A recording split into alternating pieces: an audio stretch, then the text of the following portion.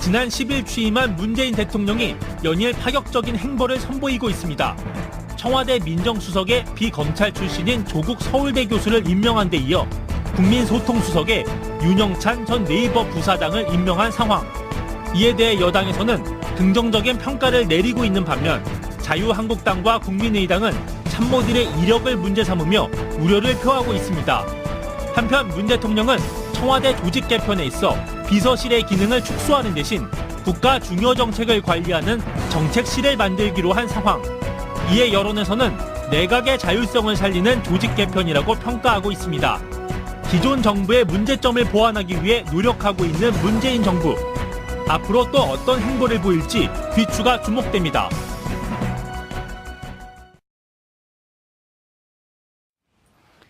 (5월 10일) 금요일 정봉주 품격시대 두 번째 이슈 들어가겠습니다. 문재인 대통령의 소탈하고 탈권위적인 모습이 연일 화제가 되고 있습니다.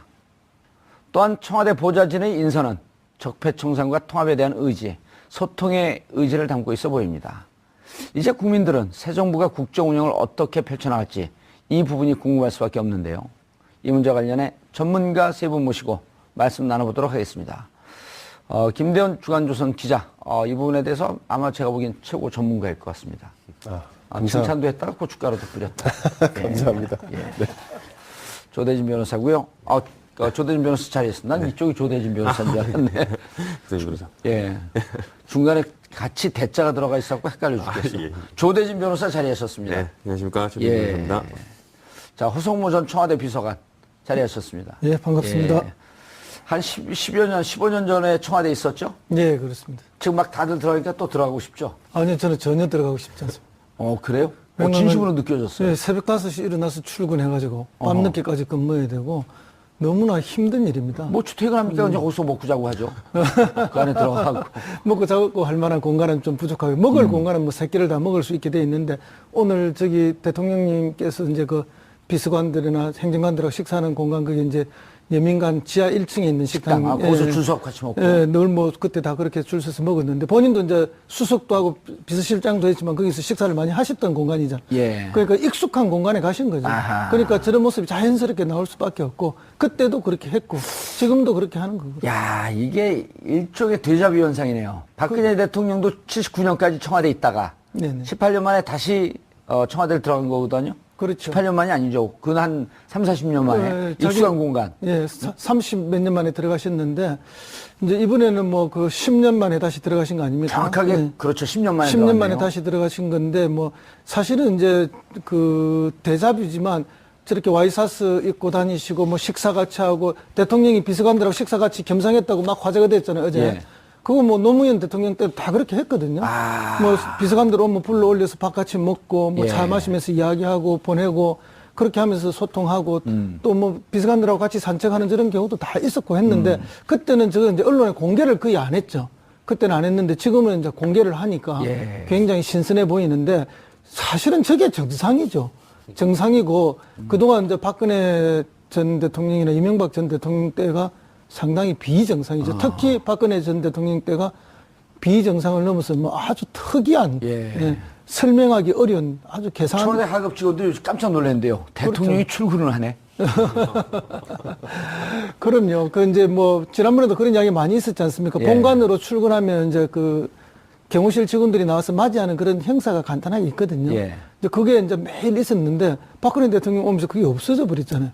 다시 말해서 관저에만 있고 본관 출근을 안 하니까 경호실 직원들이 할 일이 없는 거죠. 이제 그럴 정도로 청와대가 폐쇄적이고 자관 정상을 벗어나 있었다. 그런 거죠.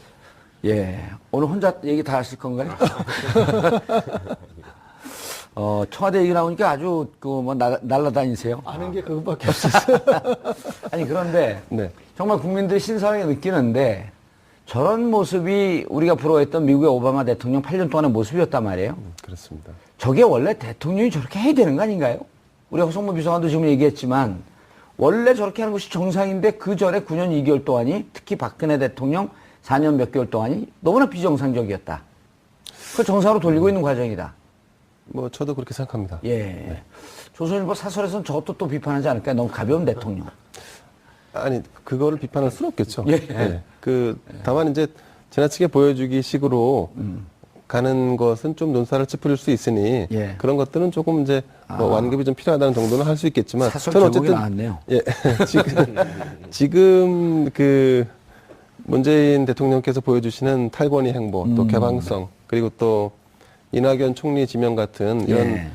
누구나 거부하기 어려운 무난한 인사 여기다가 이제 정권 교체를 기대했던 그런 희망까지 좀 더해지면서 사실 국정 지지도가 상승할 수밖에 없고 지금 이 허니문 기간은 아마 큰 그 오점이 생기지 않는 한 꽤 상당 기간 지속될 가능성이 있어 보입니다. 예. 왜냐하면 국민들이 호응을 하고 있거든요. 네. 그리고 이제 아침에 출근할 때도 물론 이제 지금 관절 사용하지 않기 때문에 생기는 일일 수도 있겠지만 출근할 때도 본인이 이제 의전 차량에 타지 않고 직접 나오셔서 서민 시민들하고 주변 주민들하고 접촉을 하고 그리고 또 출근하시면은 기존에 아까 말씀하신 대로 본관에 가는 것이 아니라 지금 한 10평 남짓 되는 위민관에 자기 그 이제 대통령 사무실에 가서 일을 보신단 말이죠.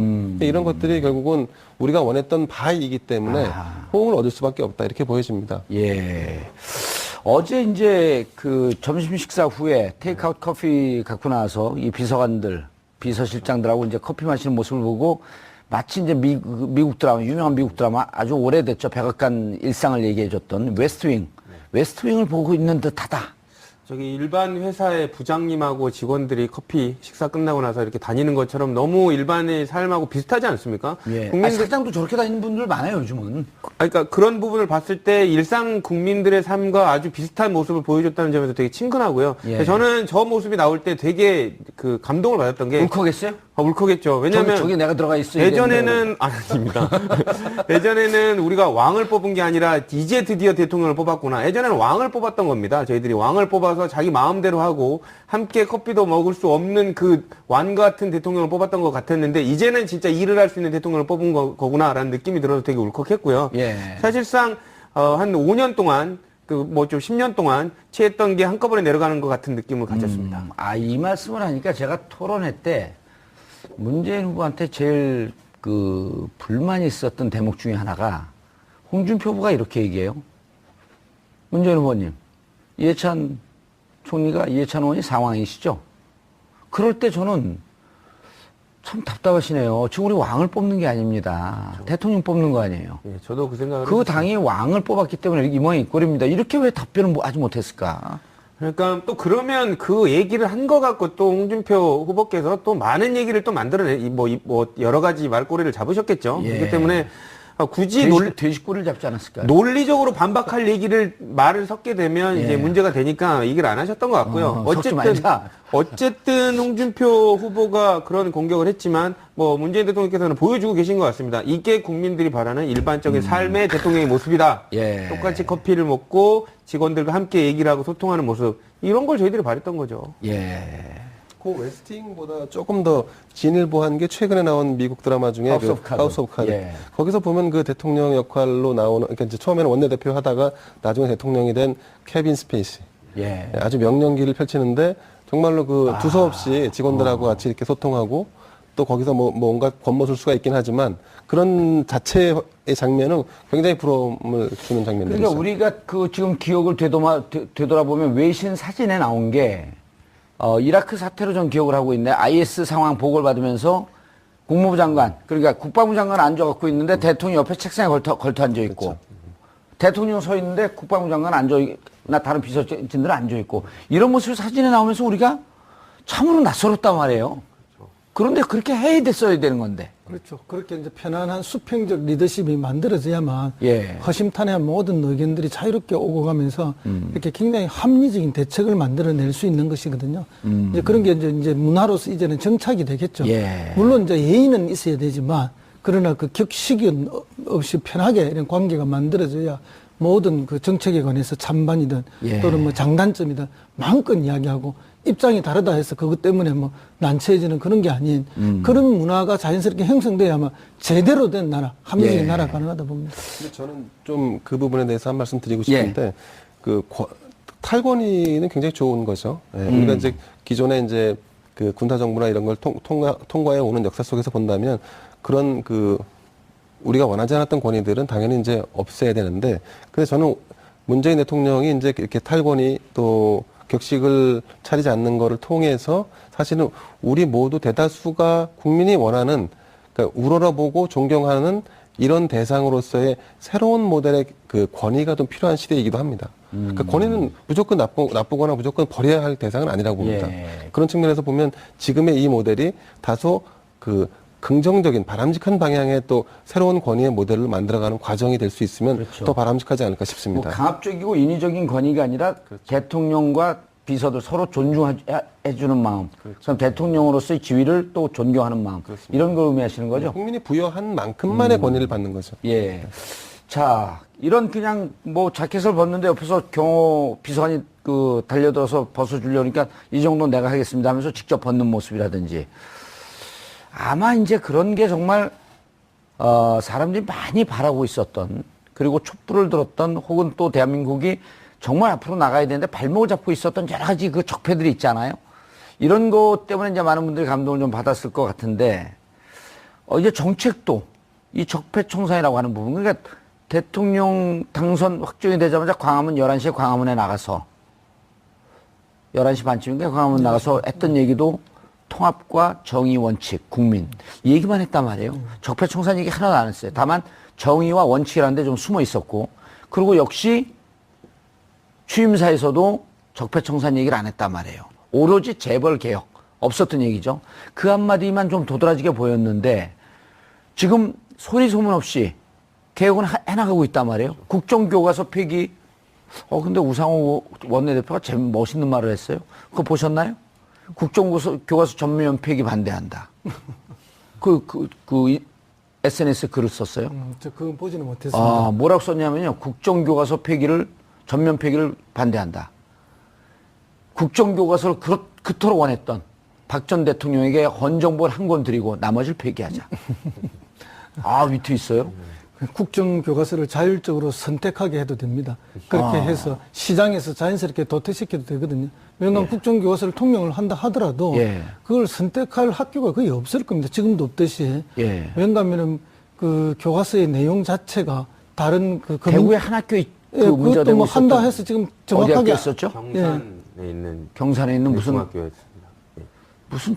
무슨 고등학교였는데 학부모들도 뭐 반대하고 이렇게 해서 뭐 한다 안 한다 이런 과정까지 있었는데 실제 시장에서, 교육 시장에서 그게 퇴출될 수밖에 없거든요. 그러니까 결국 이거는 뭐 개혁이라기보다는 비정상을 그냥 정상화하는 거죠. 국정교과서라는 것 자체가 어디 뭐 아주 독재적인 공산국가 한두 군데서나 할 수 있는 국가 일이지 지금 같은 이런 자유민주주의국가 세상에 그런 교과서를 하는 데가 어디 있습니까? 근데 국정교과서는 저는 뭐 어떤 측면에서는 필요한 부분도 있을 수 있다고 보여지는데 그래서 이제 국정과 민간 교과서를 다 공존하게 하고 선택하게 해서 자연적으로 도태된다면 그건 어쩔 수 없는 문제인데, 제가 왜 그 말씀 드리냐면 그 역사를 기술할 때 우리에게 진짜 필요한 정통사학의 줄기, 뼈대, 골간, 그것을 국가가 만든다라는 것이 종래의 관점에서 바라보는 그런 획일성의 문제로만 바라볼 것이냐. 그래서 무조건 다양성만 추구해야 되느냐. 그래서 일정 부분 정부가 그런 역사적인 그 과제에 있어서, 역사의 해석이나 어떤 뭐 기록에 있어서 중심을 가지고 기록하고 남길 수 있는 부분, 그거를 완전히 터부시해야 하는 게 맞는지에 대해서는 한번 고민해 볼 필요는 있을 것 같습니다. 근데 그건 전제가 있죠. 매우 객관적으로 그렇죠. 팩트 위주로 기술된다는 전제가 있을 때는 그게 가능하신 말씀인데, 왠가하면 이번에 박근혜 전 정권에서 그 국정교과서 만들겠다는 것은 완전히 집필전에서 벌써 드러나듯이 무슨 의도로 하는가 하면 정치적 의도였다고. 아버지와 그 역사를 미화하기 위한 정치적 목적을 분명히 가지고 있었기 때문에 그런 식의 국정교과서라면 이건 있을 수가 없는 것이죠. 그거야말로 역사 왜곡이거든요. 그 국정교과서 논쟁을 하자고 지금 두 분을 모신 건 아니고요. 베트남 같은 경우는 지금 어성무 그 비서관, 그 다음에 김대현 그 기자가 한 거하고 그런 이유로 베트남 만든다 그러더라고요. 국정교과서를 만들m에 있어서 자율발행제처럼 다양한 견해를 갖고 있는 사람들이 오랫동안 토론해서 그럴 때는 한번 고민해 볼 수도 있는 거죠. 고민해 볼 수 있죠. 그런데 이제 또 거기도 전제가 하나 있는 게, 지금 우리 그러면 전통 사학이 어떻느냐. 일제 강점기 이후에 우리나라의 그 주류 사학은 좀 친일 사학들입니다. 예. 이병도를 중심으로 해서 그 위에 쭉 생긴. 좀 이따 나중에 얘기하자 할 때 계속 얘기하시고. 그래서 어쨌든 국정교과서 폐지를 지시했고요. 예. 또 이제 님을 위한 행진곡 제창. 그러니까 조금 있으면 이제 그 5.18 광주항쟁, 이걸 기념식이라고 얘기하나요? 뭐라고 얘기하나요? 추모식이라고 얘기하나요? 기념식이라고 부르는 걸로 알고 있습니다. 광주항쟁이니까 기념식. 네. 4.16은 기억식.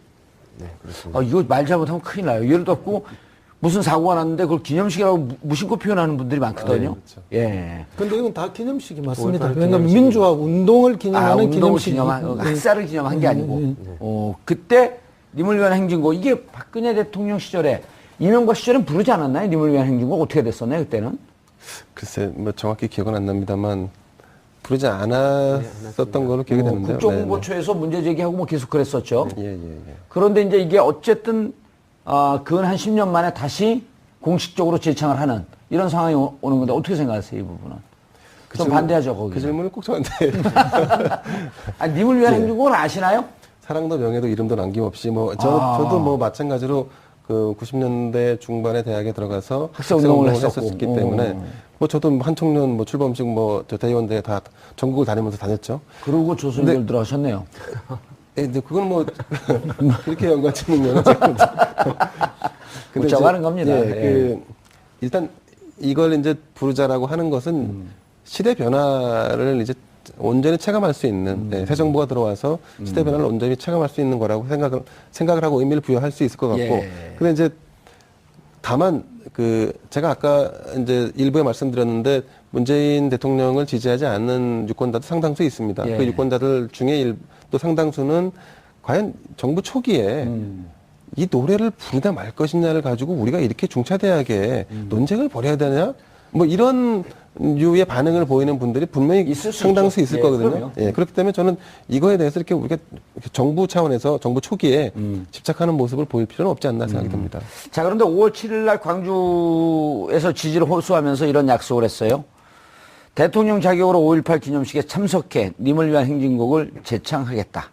약속을 지킨다는 측면에서 받아들일 수 있겠고요. 그 약속을 지킨다는 뭐 후보 시절 약속을 지킨다는 의미도 당연히 있지만 이게 문재인 대통령의 기본적인 인식인 것 같습니다. 5.18에 관련된 역사적 그 중요성 그리고 유족들이 가지고 있는 그 의미 그리고 아픔을 보듬는다는 차원에서 분명히 재창이 이루어진다고 생각하는데 일부에서는 그렇게 생각할 수도 있습니다. 재창이든 합창이든 노래 부르는 거 똑같은 거 아니냐라고 생각하겠지만 그 일을 실제로 겪은 그 지역의 사람의 입장에서는 전혀 그런 게 아니거든요. 그러니까 그런 부분들을 명확하게 그 지도자로서 리더로서 인식을 하고 있고 그 부분을 국가 측면에서 보조를 하겠다라는 거를 그 내세운 것 같고요. 이 전 정권에서는 박근혜 전 대통령도 그렇고 어떻게 보면 박승춘 보훈처장이지 않습니까? 예. 보조를 맞춰가지고 국민을 너무 화나게 했습니다. 그렇기 때문에 그 부분을 문재인 대통령도 알고 계셨고요.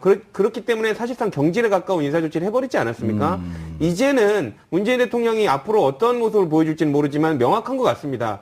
국민하고 대통령은 다른 사람이 아니다. 그렇기 때문에 대통령이 하는 일은 국민이 원하는 것과 거의 일치해야 된다는 생각을 하시고 있는 것 같고요. 예. 그렇기 때문에 우리가 뭐 소위 뭐 SNS에서 그런 얘기를 하더라고요. 3일 동안 왜 이렇게 속이 시원하냐. 그거는 문재인 대통령이 정확히 국민이 원하는 걸 잘 알고 있기 때문이라고 저는 생각을 합니다. 그렇죠. 국민이 원하는 대통령이라고 하는 게 저 하늘에서 온 게 아니잖아요. 우주의 기운을 받아서 온 것도 아니고. 그렇죠. 이게 무슨 오락게임에서 도시건설하는 게임하는 것도 아니고 국민이 원하는 걸 해줘야지 그거를 표로 뽑은 겁니다. 예, 대통령이 뭐 하드캐리도 아니고. 그렇죠. 뽑아줘서 다른 일을 할 거면 그거는 대의민주주의에 있을 필요가 없는 거거든요. 알겠습니다. 자, 다른 중요한 질문으로 넘어가려는데 무슨 게임 얘기가 나온가 흥분했어요. 자, 박형철 전 부장검사. 이게 원래 허성무 비서관한테 갈려왔더니 순서가 딱 여기 딱 머무르네요.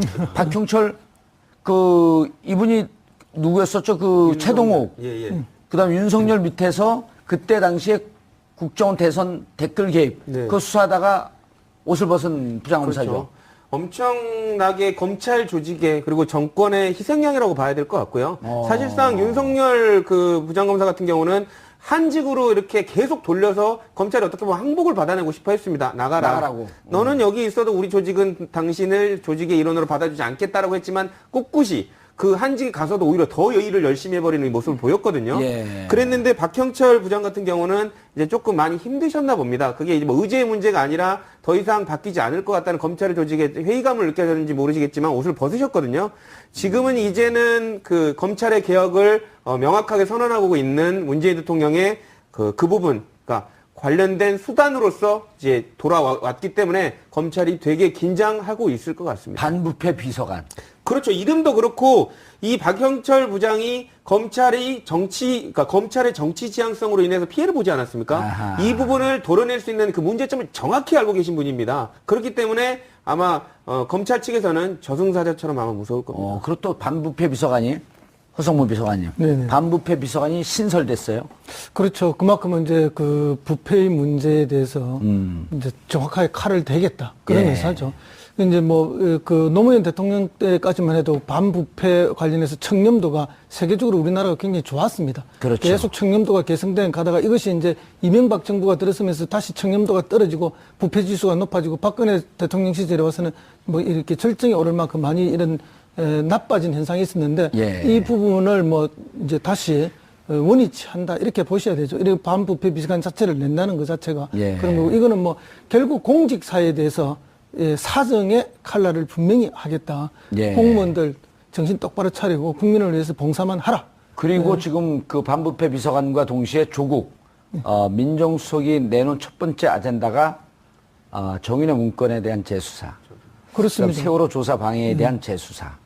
우병우와 검찰, 우병우 사단에 대한 조사. 이 세 가지 과제를 던졌거든요.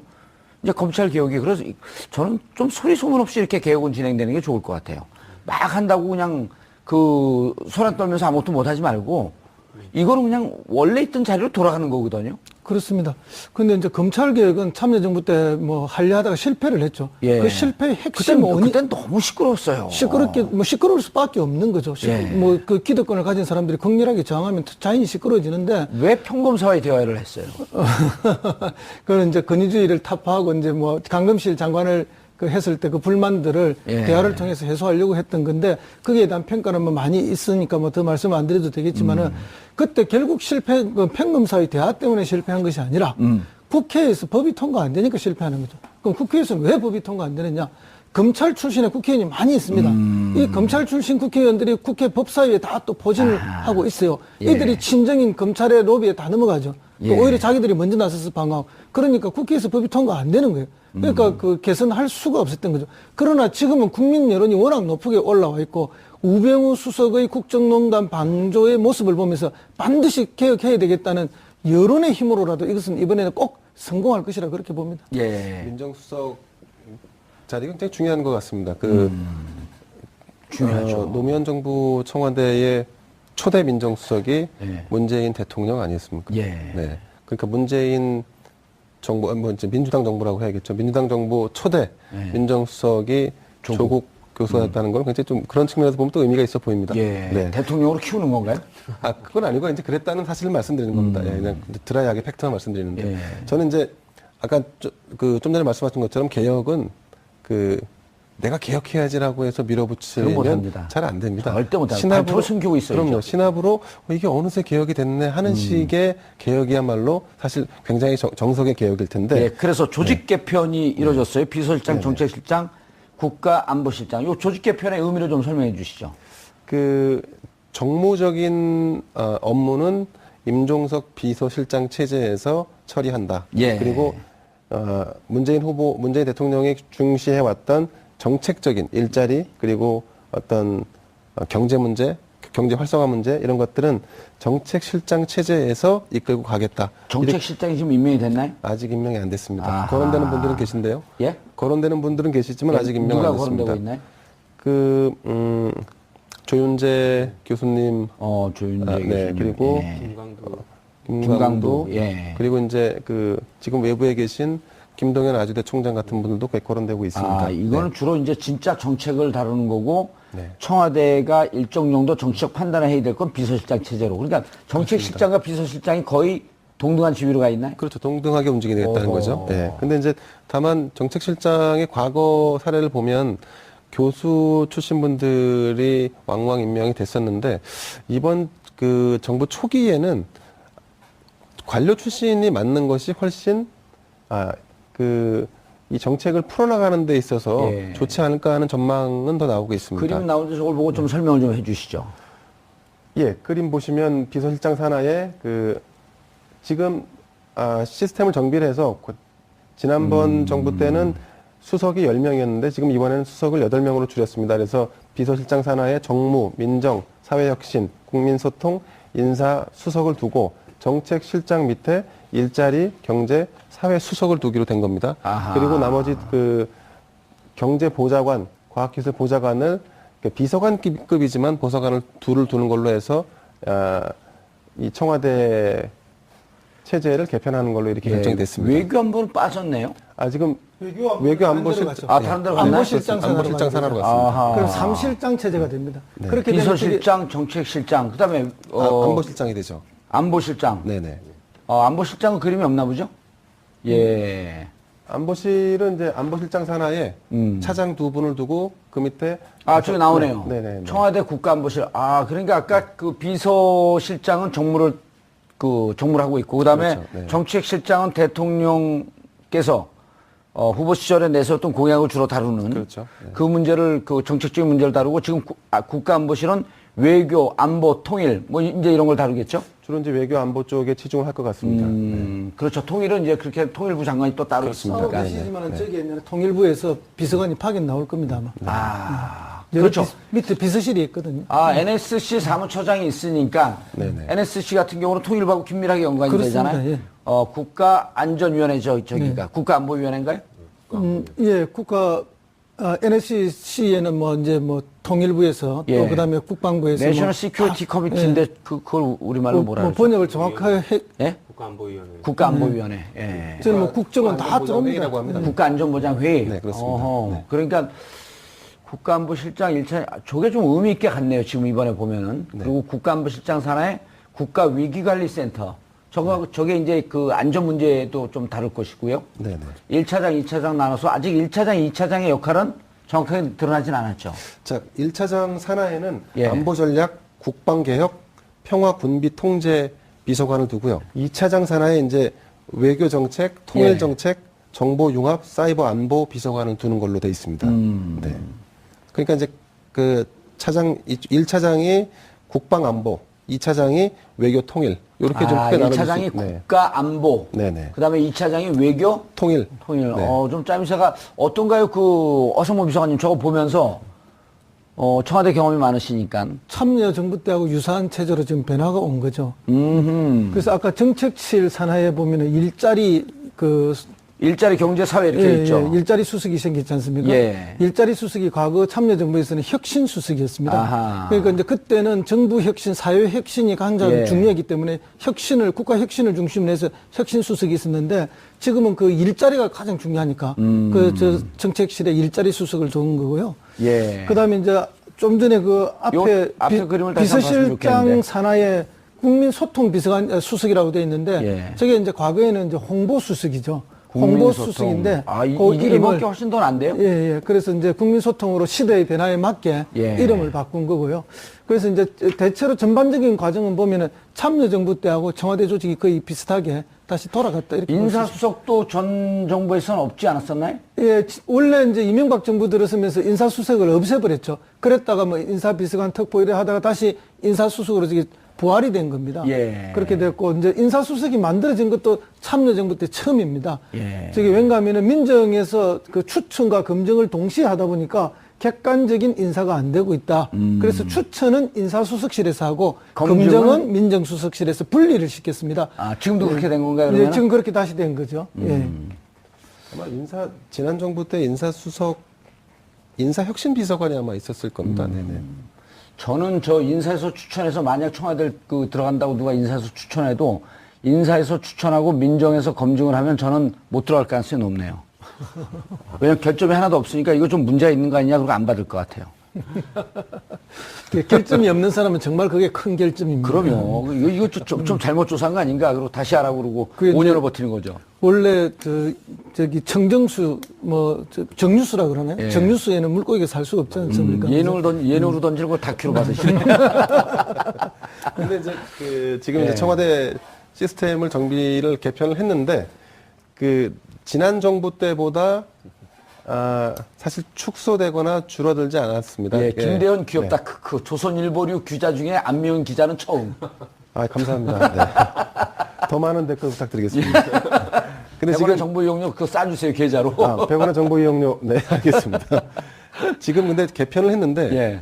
그 문재인 대통령이 기존에 추구했던 어떤 작은 청와대는 아닙니다. 사실은 그 안보실 같은 경우는 지난 정부 때는 정원이 22명이었습니다. 예. 근데 지금은 개편되는 걸로 보면 43명까지 늘어나게 되고요. 그리고 이제 비서실과 정책실 전체 총 그 인원은 한 450명쯤 되는데 그거는 줄지 않고 그대로 갑니다.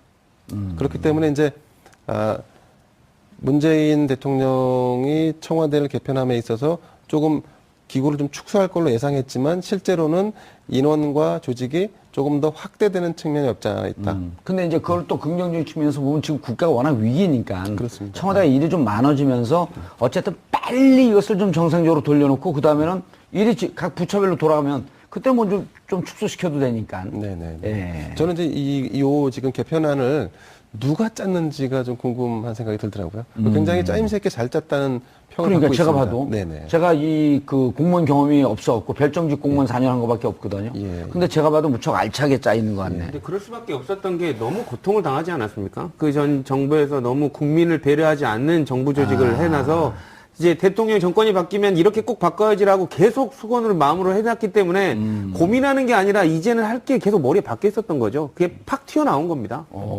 대통령과 싱크로율 한 99%쯤 되는 것 같아요. 대통령의 마음을 보고 혹시 복심이시가 대통령. 읽으려고 노력하고 있습니다. 다음 주 보면 또 청와대 들어가 있는 거 아니에요? 예. 조 변호사님도 지난번 캠프 선대위에 잠깐 몸을 예, 선대위에 있었습니다. 그렇습니까? 그러니까 문재인 대통령의 의중을 누구보다도 잘 하네요. 조금 알려고 노력하고 있습니다. 예. 허성무 비서관은 노무현 그 대통령하고 참여정부 시절 같이 근무하지 않았었나요? 예, 같이 근무했죠. 행정관으로 들어갔다 비서관까지 올라갔나요? 그냥 처음부터 비서관. 비서관만 하다 나왔습니다. 수석은 안 했고요. 수석할 그 능력이 안 되죠. 그래도 그 어린 나이에 지금으로부터 15년 전인데. 10년 전, 11년 전. 예. 11년 전. 그래도 꽤 어린 나이 아니었었나요? 그렇죠. 근데 이제 사실은 지금 계속 그런 나이를 어리다고 보는데 가장 일을 잘할 나이죠. 40대 중반 이럴 때니까요. 초중반 이런.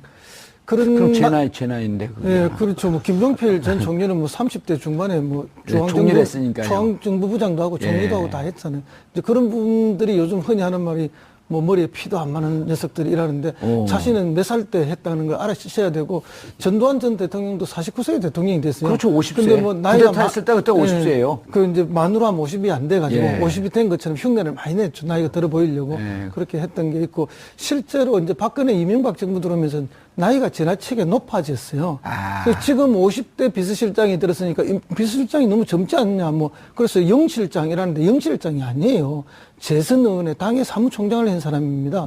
정상적인 나이에 비서실장이 제대로 일할 수 있나. 그러니까 과거 이 앞 정부들이 지나치게 연세가 너무 높은 분들이 그런 역할을 해서 정말 시대 대행적인 정치와 행정을 많이 했던 거고 그래서 그때 유행했던 말이 뭔가 하면은 꺼진 불도 다시 보자. 그런 이야기. 어느 구름에 비들었는지 모른다. 이런 이야기가 많이 나왔어요. 결혼한 할아버지 같아요. 그러니까 그런 옛날 이야기가 나왔던 거예요. 예. 그런데 지금은 매우 이제 정상적인 연령대에서 일할 수 있는 중진 또는 이런 사람들이 들어갔다. 지금 부속실장, 제1부속실장을 맡기로 돼 있는 송인배 전 비서관도 아마 연령대가 50을 전후한 네, 50이 조금 안 되죠. 그렇죠. 49. 88학번 나이니까. 양산의 송인배. 네. 예. 지금 우리 이거 방송을 보시는 20대 젊은 분들은 88학번 하면 6.25 때인 줄 알아요. 88 꿈나무 학번들 아닙니까? 예. 자, 그리고 문재인 대통령이 숨가쁜 정상 통화도 외교도 했어요. 네, 그렇습니다. 간단하게 좀 정리만 해주시고. 네, 예. 어제 지난 10일이죠. 일단 첫날 미국 도널드 트럼프 대통령과 30분간 통화를 했습니다. 예. 그리고 11일 시진핑 중국 국가주석 그리고 아베 신조 일본 총리. 저 그림이 나오네요. 네네네. 아베 신조하고 네, 했고. 그렇습니다. 그리고 이날 오후 나렌드라 모디 인도 총리와 통화를 했습니다. 이 모디 총리는 이 통화한 후에 자신의 소셜 미디어에 문재인 대통령에 대한 그 뭘까 평가. 예, 평가 워딩을 같이 올려놨다고 해서 화제가 되기도 했었습니다. 뭐라고 네. 좀 좋게 올려놨겠죠. 아무래도 덕담을 하고. 한글로 해서 안녕 이런 인사를 냈다고 예. 하던데요. 네네. 근데 요게 이제 정상과 통화를 하고 나서 예. 지금 문재인 대통령은 통화한 정상들에게 지금 특사를 파견하려고 준비하고 있는 상황입니다. 알겠습니다. 자, 문재인 대통령 취임한 이후에 우리가 오늘도 말씀드렸지만 국정교과서를 전면 폐기하라고 지시를 했습니다. 그리고 조국 민정수석은 정윤회 문건에 대한 재수사를 지시했고요. 그리고 세월호 조사 방해에 대한 것도 재조사를 하겠다고 했습니다. 그리고 우병우 전 민정수석과 검찰과의 관계, 우병우 사단이 도대체 무슨 일을 했는지도 재조사하겠다고 했습니다. 적폐청산이라고 하는 것은 어느 개인에 대해서 정치적 보복을 한다든지 하는 것이 아닙니다. 적폐청산이라고 하는 것은 비정상적인 것을 정상으로 되돌려 놓는 것입니다.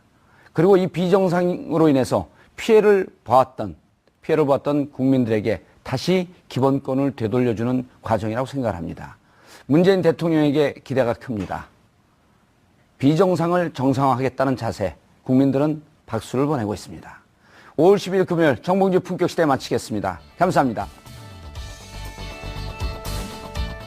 하기 어려운 무난한 인사. 여기다가 이제 정권 교체를 기대했던 그런 희망까지 좀 더해지면서 사실 국정 지지도가 상승할 수밖에 없고 지금 이 허니문 기간은 아마 큰 오점이 생기지 않는 한 꽤 상당 기간 지속될 가능성이 있어 보입니다. 예. 왜냐하면 국민들이 호응을 하고 있거든요. 네. 그리고 이제 아침에 출근할 때도 물론 이제 지금 관절 사용하지 않기 때문에 생기는 일일 수도 있겠지만 출근할 때도 본인이 이제 의전 차량에 타지 않고 직접 나오셔서 시민들하고 주변 주민들하고 접촉을 하고 그리고 또 출근하시면은 기존에 아까 말씀하신 대로 본관에 가는 것이 아니라 지금 한 10평 남짓 되는 위민관에 자기 이제 대통령 사무실에 가서 일을 보신단 말이죠. 이런 것들이 결국은 우리가 원했던 바이기 때문에 호응을 얻을 수밖에 없다 이렇게 보여집니다. 예. 어제 이제 점심 식사 후에 테이크아웃 커피 갖고 나와서 이 비서실장들하고 이제 커피 마시는 모습을 보고 마치 이제 미국 드라마, 유명한 미국 드라마 아주 오래됐죠. 백악관 일상을 얘기해줬던 웨스트윙을 보고 있는 듯하다.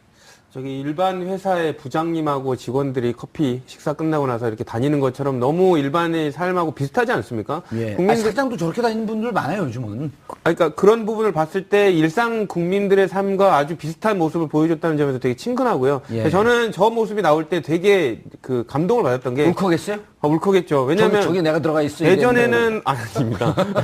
예전에는 우리가 왕을 뽑은 게 아니라 이제 드디어 대통령을 뽑았구나. 예전에는 왕을 뽑았던 겁니다. 저희들이 왕을 뽑아서 자기 마음대로 하고 함께 커피도 먹을 수 없는 그 왕 같은 대통령을 뽑았던 것 같았는데 이제는 진짜 일을 할 수 있는 대통령을 뽑은 거구나라는 느낌이 들어서 되게 울컥했고요. 예. 사실상 한 5년 동안 좀 10년 동안 취했던 게 한꺼번에 내려가는 것 같은 느낌을 가졌습니다. 이 말씀을 하니까 제가 토론회 때 문재인 후보한테 제일 불만이 있었던 대목 중에 하나가 홍준표 후보가 이렇게 얘기해요. 문재인 후보님, 이해찬 의원이 상황이시죠?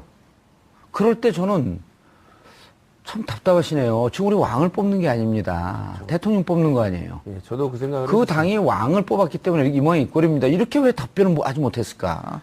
그러니까 또 그러면 그 얘기를 한 거 갖고 또 홍준표 후보께서 또 많은 얘기를 또 여러 가지 말꼬리를 잡으셨겠죠. 예. 그렇기 때문에 굳이 돼지꼬리를 잡지 않았을까요? 논리적으로 반박할 말을 섞게 되면 예. 이제 문제가 되니까 얘기를 안 하셨던 것 같고요. 어쨌든 어디까지 청와대에 있다가 네네. 18년 만에 다시 청와대를 들어간 거거든요. 그렇죠. 18년 만이 아니죠. 그건 한 3, 40년 만에 익숙한 공간. 예, 30 몇 년 만에 들어가셨는데 이제 이번에는 10년 만에 다시 들어가신 거 아닙니까? 정확하게 예. 그렇죠. 10년 만에 10년 만에 들어갔네요. 다시 들어가신 건데 사실은 이제 대자뷰지만 저렇게 와이사스 입고 다니시고 식사 같이 하고 대통령이 비서관들하고 식사 같이 겸상했다고 막 화제가 됐잖아요, 어제. 예.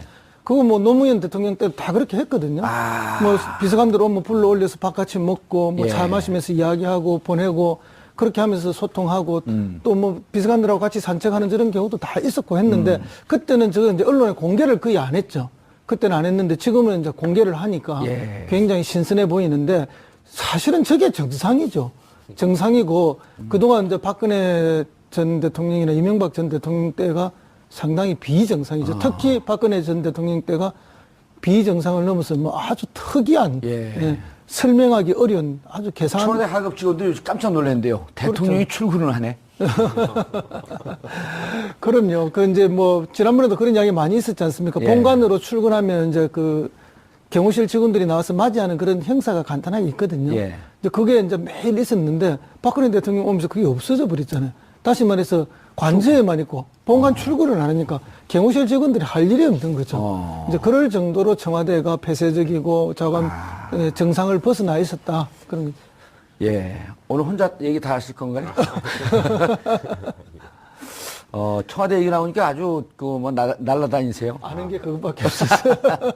아니, 그런데 네. 정말 국민들이 신선하게 느끼는데 저런 모습이 우리가 부러워했던 미국의 오바마 대통령 8년 동안의 모습이었단 말이에요. 그렇습니다. 저게 원래 대통령이 저렇게 해야 되는 거 아닌가요?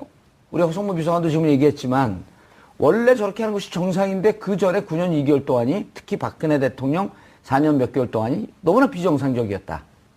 그걸 정상으로 돌리고 있는 과정이다. 뭐 저도 그렇게 생각합니다. 예. 조선일보 사설에서는 저것도 또 비판하지 않을까요? 너무 가벼운 대통령. 아니 그거를 비판할 수는 없겠죠. 예. 네. 다만 이제 지나치게 보여주기 식으로 가는 것은 좀 눈살을 찌푸릴 수 있으니 예. 그런 것들은 조금 이제 뭐 완급이 좀 필요하다는 정도는 할 수 있겠지만 사설 저는 제목이 어쨌든 나왔네요. 예 지금 그 문재인 대통령께서 보여주시는 탈권위 행보 또 개방성 그리고 또 이낙연 총리 지명 같은 이런 예. 누구나 거부. 어쨌든 홍준표 후보가 그런 공격을 했지만 뭐 문재인 대통령께서는 보여주고 계신 것 같습니다. 이게 국민들이 바라는 일반적인 삶의 대통령의 모습이다. 예. 똑같이 커피를 먹고 직원들과 함께 얘기를 하고 소통하는 모습 이런 걸 저희들이 바랬던 거죠. 예.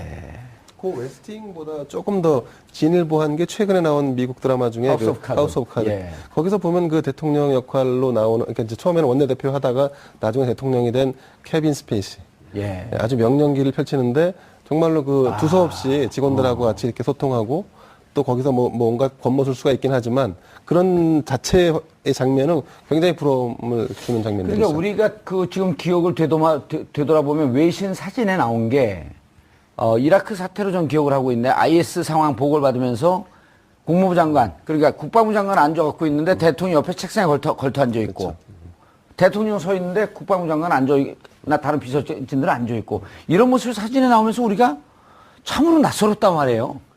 그런데 그렇게 해야 됐어야 되는 건데. 그렇죠. 그렇게 이제 편안한 수평적 리더십이 만들어져야만 예. 허심탄회한 모든 의견들이 자유롭게 오고 가면서 이렇게 굉장히 합리적인 대책을 만들어낼 수 있는 것이거든요.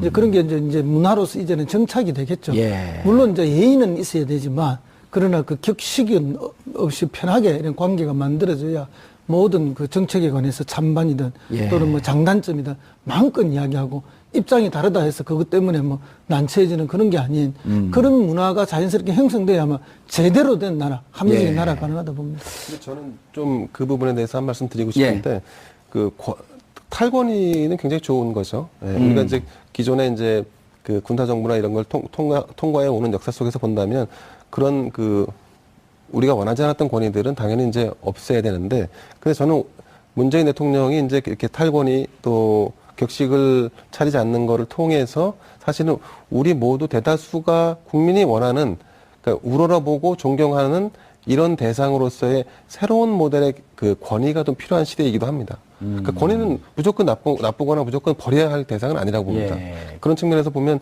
지금의 이 모델이 다소 그 긍정적인 바람직한 방향의 또 새로운 권위의 모델을 만들어가는 과정이 될 수 있으면 그렇죠. 더 바람직하지 않을까 뭐 싶습니다. 강압적이고 인위적인 권위가 아니라 대통령과 비서들 서로 존중해주는 마음, 그럼 대통령으로서의 지위를 또 존경하는 마음, 이런 걸 의미하시는 거죠? 국민이 부여한 만큼만의 권위를 받는 거죠. 예.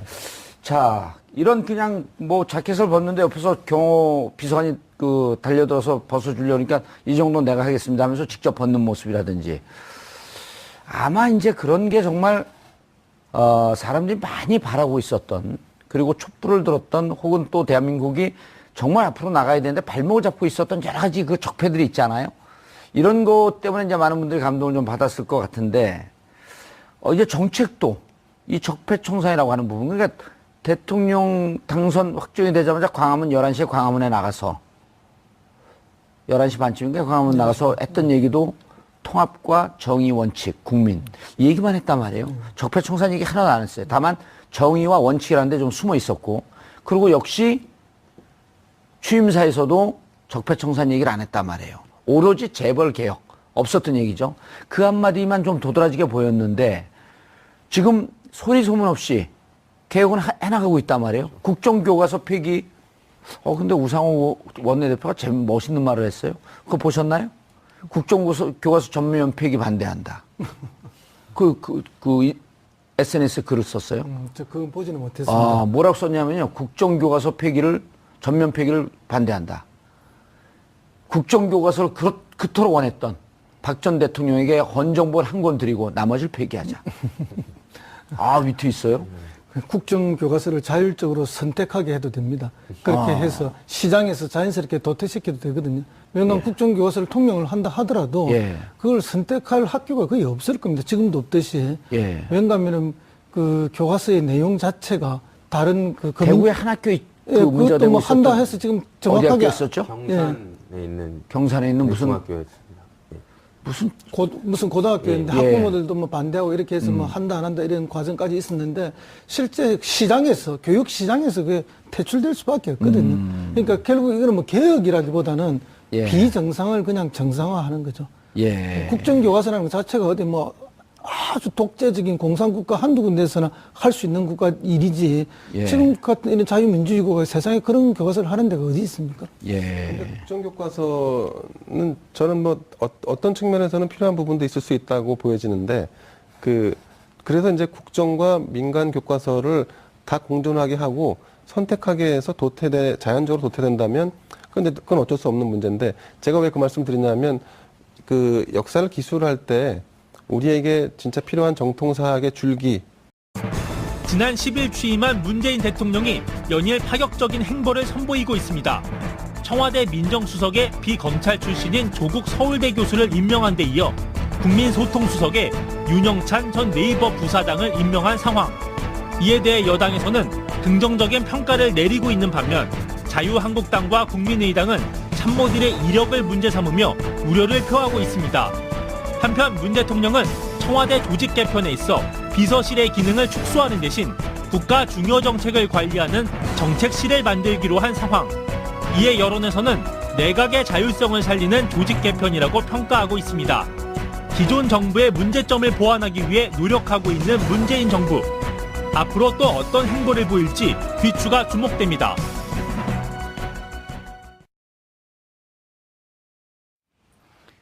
(5월 10일) 금요일 정봉주 품격시대 두 번째 이슈 들어가겠습니다. 문재인 대통령의 소탈하고 탈권위적인 모습이 연일 화제가 되고 있습니다. 또한 청와대 보좌진의 인선은 적폐청산과 통합에 대한 의지, 소통의 의지를 담고 있어 보입니다. 이제 국민들은 새 정부가 국정 운영을 어떻게 펼쳐나갈지 이 부분이 궁금할 수밖에 없는데요. 이 문제와 관련해 전문가 세 분 모시고 말씀 나눠보도록 하겠습니다. 김대현 주간조선 기자, 이 부분에 대해서 아마 제가 보기엔 최고 전문가일 것 같습니다. 칭찬도 했다가 고춧가루도 뿌렸다. 감사합니다. 네. 조대진 변호사고요. 조대진 변호사 자리했어. 난 이쪽이 조대진 변호사인 줄 알았네. 조대진 변호사. 중간에 같이 대자가 들어가 있었고 헷갈려 죽겠어. 조대진 변호사 자리하셨습니다. 네, 안녕하십니까. 조대진 변호사입니다. 자, 허성모 전 청와대 비서관 자리하셨습니다. 반갑습니다. 한 15년 전에 청와대에 있었죠? 네, 그렇습니다. 지금 막 다들 들어가니까 또 들어가고 싶죠? 아니요, 저는 전혀 들어가고 싶지 않습니다. 그래요? 진심으로 느껴졌어요? 네, 새벽 5시 일어나서 출근해가지고 밤늦게까지 근무해야 되고 너무나 힘든 일입니다. 뭐 퇴근합니까? 그냥 거기서 먹고 자고 하죠. 그 안에 들어가고. 먹고 자고 할 만한 공간은 좀 부족하고 먹을 공간은 뭐 새끼를 다 먹을 수 있게 돼 있는데 오늘 대통령님께서 이제 그 비서관들이나 행정관들하고 식사하는 공간 그게 이제 예민관 지하 1층에 있는 식당. 거기서 줄 서서 같이 먹고. 늘 뭐 그때 다 그렇게 줄 서서 먹었는데 본인도 이제 수석도 하고 비서실장도 했지만 거기서 식사를 많이 하셨던 공간이죠. 그러니까 익숙한 공간에 가신 거죠. 그러니까 저런 모습이 자연스럽게 나올 수밖에 없고 그때도 그렇게 했고 지금도 그렇게 하는 거거든요. 이게 일종의 데자뷰 현상이네요. 박근혜 대통령도 79년